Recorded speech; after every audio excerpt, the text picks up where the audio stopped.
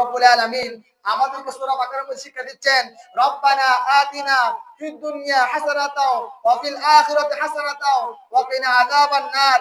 আমরা সবাই দোয়া করি। অনেক মানুষ বলে দুনিয়াতে আল্লাহ থেকে দুনিয়াকে চাও না। আল্লাহ নিজে বলতেছেন, তোমরা আমার কাছে চাও, দুনিয়া তোমার কি লাগবে? টাকা লাগবে আমি দেব, পয়সা লাগবে আমি দেব, ধন লাগবে আমি দেব, সম্পদ লাগবে আমি দেব, সন্তান লাগবে আমি দেব। আজকে একটা বলে দিচ্ছি, আমাদের মধ্যে অনেক ভুল ভ্রান্তি হয়। যখন কারো সন্তান হয় না, ছেলে হয় না, মেয়ে হয় না, আমরা বিভিন্ন গণকের কাছে যাই, তাবিজ নিয়ে তাবিজ ব্যবসা করি। তাবিজ যদি কোনো মানুষের সন্তান দিতে পারতো, তাহলে প্রত্যেক মানুষ যারা সন্তান নাই তাদের সন্তান হয়ে যেত, ঠিক কিনা? আপনার থেকে আপনার অন্তরের মধ্যে এই যে ইহকালের চিন্তা, ইহকালের বান্দিগি, পরকালের পাতি বলেন, এই যে আজকের এই বিষয়টা কেন বললাম, যে আপনার মাইন্ড আসতে হবে এটা।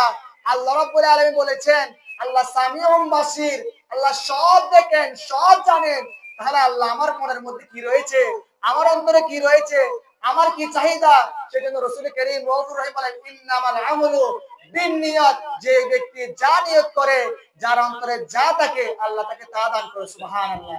এখানে হাদিস শরীফ রয়েছে, আল্লাহ রাসূল বলেন, যখন মানুষ কোন একটা কাজে বাইর হয়, নিয়তে বাইর হয়, হাদিস শরীফ রয়েছে, একজন সাহাবা, একজন মানুষ আল্লাহর রাসূলের সাথে এক জায়গা থেকে অন্য জায়গায় সফর করতেছেন, একটা আশা, যে দুনিয়ার আশা, মহিলাকে বিয়ে করার জন্য।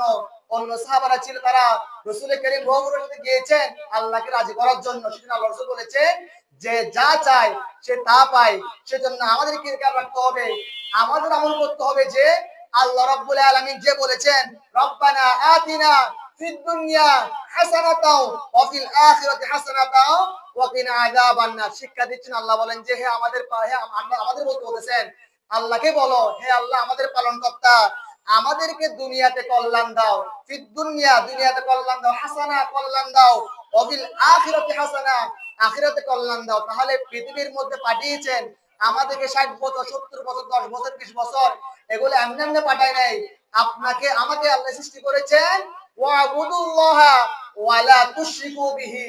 আল্লাহ সৃষ্টি করেছেন ওয়াবুদুল্লাহ, ইবাদত করার জন্য, আল্লাহর সাথে কাউকে শরীক না করার জন্য, আল্লাহকে আল্লাহ মানার জন্য, রাসূলকে অনুসরণ করার জন্য।